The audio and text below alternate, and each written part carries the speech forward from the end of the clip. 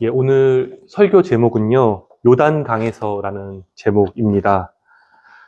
예수님께서요, 저는 흐르는 요단강 물에서 세례를 받으셨다는 것에 대해서 좀 이렇게 영감을 얻게 되었습니다.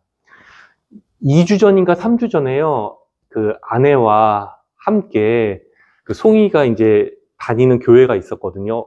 어린이 학교요. 거기 교회에 마지막으로 예배를 같이 드린 이후에 저희가 이제 길을 걸었는데 걷다 보니까 계곡을 하나 발견하게 되었습니다.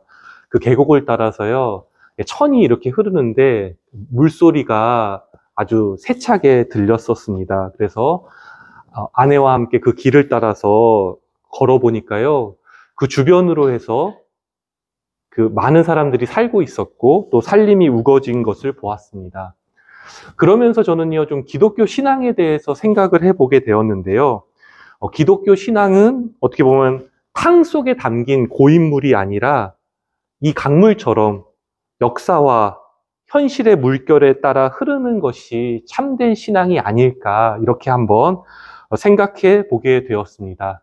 왜냐하면요, 그 이전에는 구약에서는요, 어떻게 보면 물을 담아서 물두멍에 담든지요, 아니면 마을마다 정결 예식을 위한 탕이 있었습니다. 거기서 이렇게 씻었거든요.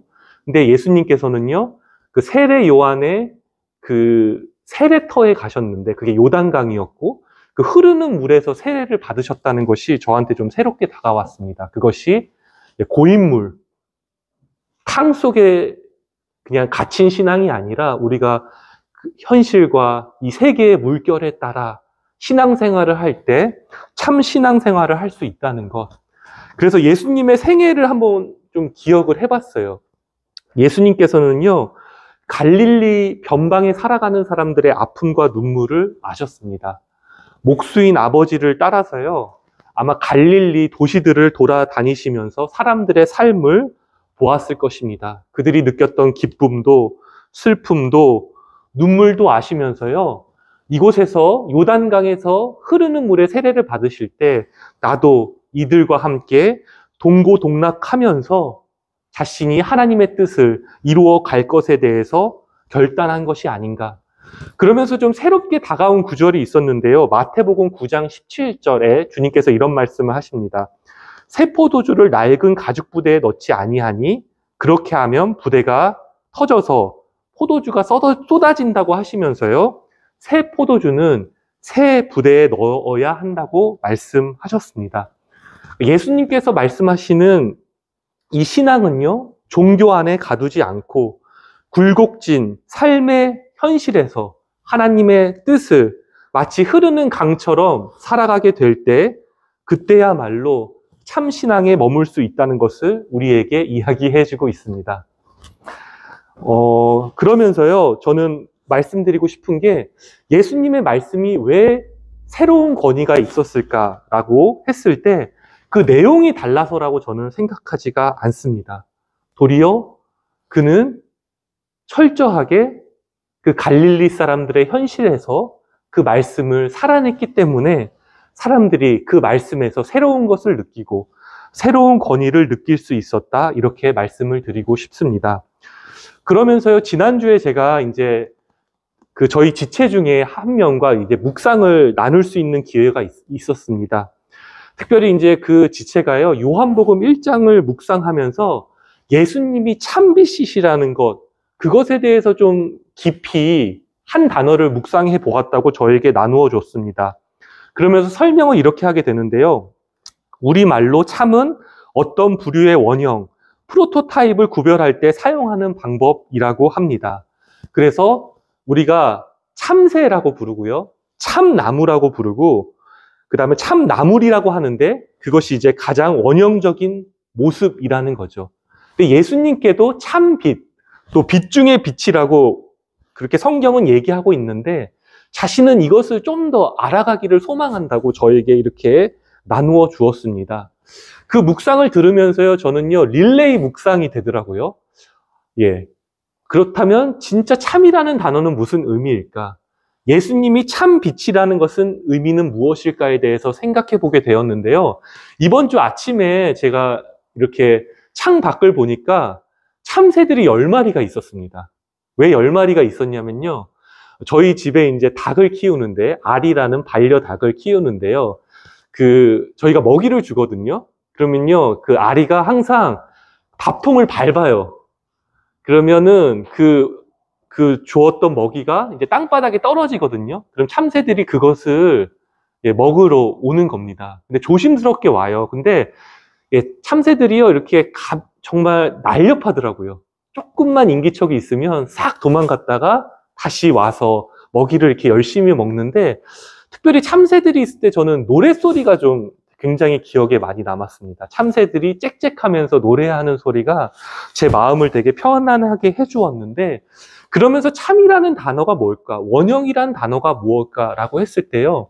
그것은 이 참새가 하나님이 창조하신 자신의 그 모습이 비록 작더라도 그 모습을 그대로 꾸밈없이 받아들이면서 감사하며 찬양하며 살 때 그것이 참 아닌가. 그래서 참새라 불리는 것은 아닌가. 이렇게 한번 제가 마음속으로 생각해 보게 되었습니다. 그러면서 예수님도 한번 생각해 봤어요. 예수님은 왜 참 빛일까? 한번 여러분도 한번 생각해 보시겠어요? 왜 빛 중에 빛일까? 근데 여러분들이 요한복음을 읽어보면요. 왜 예수님이 참 빛이냐면 그가 어떻게 보면 우리의 모습을 입고 오셨기 때문에 그렇습니다. 말씀이 육신이 되었다고 하는데 그 육신이란 단어는 뭐냐면 사륵스라는 단어거든요. 근데 그거는요 그냥 예쁜 몸을 얘기하는 것이 아닙니다. 다비드상 같은 살 덩어리 이런 의미거든요. 그러니까 예수님께서요 말구유에 오셔서 우리와 같은 모습으로 오셨는데 성서는 그것이야말로 참 하나님이고 은혜와 진리고 은혜 위에 은혜라는 것을 우리에게 이야기해 주고 있다는 것, 저는 이것이 신앙의 신비이고 우리가 다가가고 알아가야 될 참 하나님이라고 여러분께 말씀을 드리고 싶습니다. 그래서요, 요즘에는 너무 빛나는 거, 환한 거, 완벽한 거 저는 좀 부담스럽더라고요. 피곤하게 하고 때로는 피하게 되는데요. 도리어 땅에 작고 흔한 것, 예를 들어서 제가 설교 주제로 자주 삼는 단풍, 강, 담쟁이, 돌 이런 것이 아름답고 도리어 들꽃과 주변에 함께하는 사람들이 소중하다는 것, 이렇게 우리가 참을 찾아가게 될 때요, 우리 삶에 어떻게 보면 없어서 불만이었던 우리 삶이 주변에 참 많은 하나님 나라의 선물들이 있구나, 이것을 발견하면서 우리 삶이 진정으로 풍성해지지 않을까, 이렇게 여러분들과 한번 나누고 싶습니다. 그러면서요, 다른 한편으로 제 삶을 좀 돌아보게 되었습니다. 제 삶을 돌아보게 됐는데요. 그리스도를 믿는, 예수를 참 하나님이라고 믿는 저는요, 목사로 살아가면서 참 인간으로 살아가고 싶지 않은 제 마음을 발견하게 됐어요. 다른 방법을 찾는 거죠. 물론 교회가 아름답게 성장하는 것 주님의 마음이겠습니다만은 제 마음 안에 큰 마음은 처음 가졌던 마음의 결단, 그게 뭐냐면 나는 성도들의 자리에서 땀을 흘리면서 일하는 목회자로 살겠다는 마음이요, 그 다짐이 점점 흐릿해지고 헛된 공상에 빠지는 저 자신을 보면서 너무나 부끄러웠습니다. 근데 감사한 것은 그래도 멘토 역할을 해주는 형님이 따끔한 조언을 해주는 일이 있었어요. 그래서 공상을 벗어나서 오늘 나를 바라보고 주님의 시선으로 내가 오늘 진정으로 무엇을 해야 되는 것인지 진지하게 응답하면서 한 주를 땀 흘리면서 보낼 수 있게 되었습니다. 그러면서 흐르는 강물을 다시 바라보게 됩니다. 흐르는 강물은요, 과거의 깊은 상처, 현재의 명백한 한계가 앞을 막음에도 불구하고 끊임없이 앞으로 나아간다는 것, 그것을 보면서 나도 내 안에 깊은 상처가 있고 오늘의 현실에 한계가 있지만 강과 같이 하나님이 열어놓으신 미래를 향해서 나가야겠다, 이런 새로운 결단을 하게 됩니다. 시편 36편 9절에 이런 말씀이 있어요. 생명의 샘이 주님께 있습니다. 우리는 주님의 빛을 받아 환히 열린 미래를 봅니다. 우리 함께하는 지체 여러분들, 이 말씀을 한번 우리 귀 기울여 봅시다. 빛 가운데 주님이 열어놓으신 그 미래를 향해서 우리가 강물과 같이 나가자고 말씀을 드리고 싶습니다. 이런 인물 하나를 좀 소개해드리고 싶습니다. 누구냐면요, 요한복음 4장의 사마리아 여인입니다. 특별히 28절 말씀에 좀 주목을 해보게 됐어요. 이번 주에 묵상하면서 여인이 물동이를 버리고 그리고 동네를 향해 뛰어갔다고 성서를 얘기하고 있습니다. 무엇이 이 여인, 절망하는 여인, 너무 외롭고 고독한 이 여인, 진정으로 목말랐던 여인이 어떻게 그 환한 미래를 향해서 그 과거를 던지고 현실의 장벽을 넘어서 그는 달려갈 수 있었을까?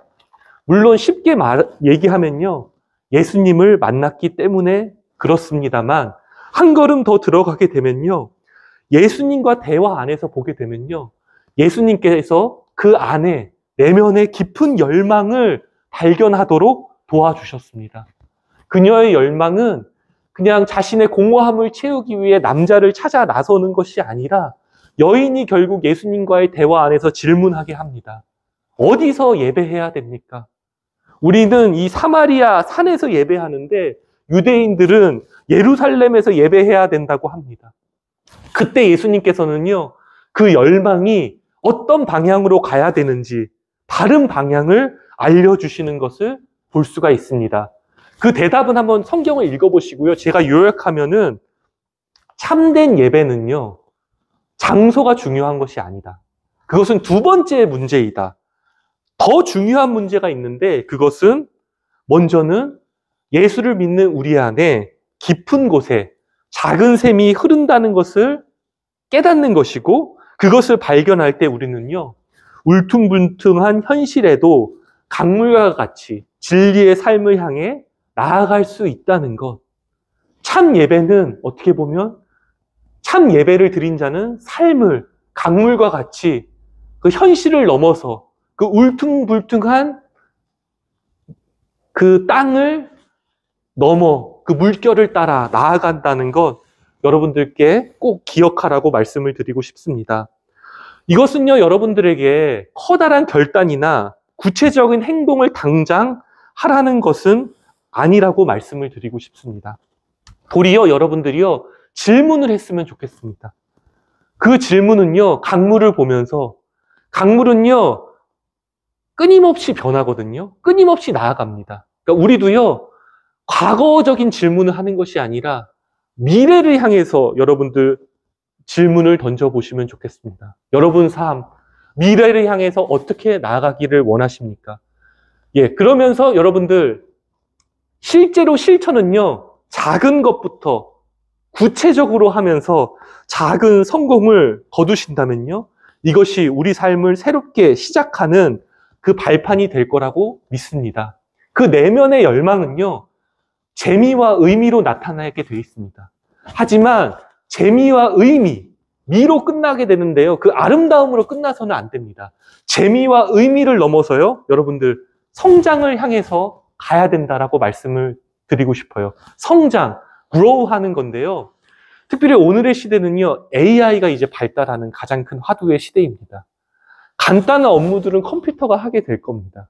그렇기 때문에요, 여러분들이 큰 기업에서 직장 생활을 하든 아니면 개인 자영업을 하든 저는 모두가 개인 브랜드가 없이는 살아남을 수 없는 시대가 되었다고 말씀을 드리고 싶습니다. 끊임없이 성서를 읽고 삶에서 부딪히면서요, 내적인 열망, 내 재미와 의미가 뭔지 찾고요, 그것을 구체적으로 실천하고 성장해야 되는데, 영어로 보면요, 성장이란 단어가 뭐죠? grow입니다. grow. 근데 그 grow 안에요, 4가지 구체적인 실천 방안이 나옵니다. 첫 번째 grow의 첫 단어는 G인데요. 첫 번째, 여러분 꼴이 뭔지 한번 질문해 보고 싶습니다. 여러분 구체적인 목표가 있어야 됩니다. 근데 그 목표만 가지고는요, 우리가 현실에서 이룰 수가 없습니다. 두 번째, R, reality입니다. 현실에 대해서 알아야 됩니다. 세상이 이렇게 물결 따라 바뀌고 있구나. 이것을 알면서 내가 갖고 있는 그 꼴을, 세 번째로는요, O인데 옵션입니다. 구체적으로 해결 방안, 현실 방안을 고민해야 되고요. 여기서도 끝나면 안 됩니다. 계획만 세우는 사람들이 있습니다. 마지막 뭐죠? W인데요. 이거는 will입니다. will. 의지. 뜻인데 의지. 그러니까 구체적으로 그것을 실천해 가야 된다고 여러분들께 말씀을 드리고 싶습니다. 저는 우리 담쟁이숲 교회가요, 오늘 예배당에 함께한 분들이 계시고, 또 그 유튜브를 통해서 그래도 한 100명 정도 보더라고요. 이 모두가 저희 담쟁이 식구라고 저는 생각을 하고 있는데, 특별히 이 예배당에 나오지 않더라도 여러분들 강물과 같이 진리를 향해 살겠다는 모든 분들, 담쟁이처럼 오르겠다는 모든 분들, 저는 담쟁이 식구고 우리는 참된 예배로 나아가고 있다고 여러분께 말씀을 드리고 싶습니다. 말씀을 마무리합니다. 오늘은 기억했으면 하는 한 문장이 뭐냐면요, 그때 예수께서 요단강에서 세례를 받으시고라는 짧은 문장입니다. 한번 따라해 볼까요? 그때 예수께서 요단강에서 세례를 받으시고. 다시 한번 따라해 봅니다. 그때 예수께서 요단강에서 세례를 받으시고. 그리고 마지막으로 한번 고백하겠습니다. 그때에 예수께서. 마음속으로 우리 고백합니다. 요단강에서 세례를 받으시고. 요단강에서 세례를 받으시고. 마음에 담아서 우리 함께 얘기했는데요. 우리는 울퉁불퉁한 현실을 강물처럼 흐르기를 원치 않았습니다. 헛된 공상에 빠져서 시간 낭비를 하기도 하고요. 그냥 고인물처럼 살기를 원했는데, 주님께서는 오늘 이 시간 우리가 강물처럼 삶을 향해 나아가라고 말씀하십니다. 서두르지 말고요. 깊은 열망을 찾기 위해서 질문하고 또 미래를 향해 행동하라고 오늘 주님께서 말씀하십니다. 우리가 그렇게 살아갈 때요, 우리 안에는 강 같은 평화가 넘치고 사회 안에는 공의가 물같이 흐르게 될 것이라고, 우리의 그 발걸음이 출발점이 될 거라고 저는 믿으면서 여러분들과 나눕니다.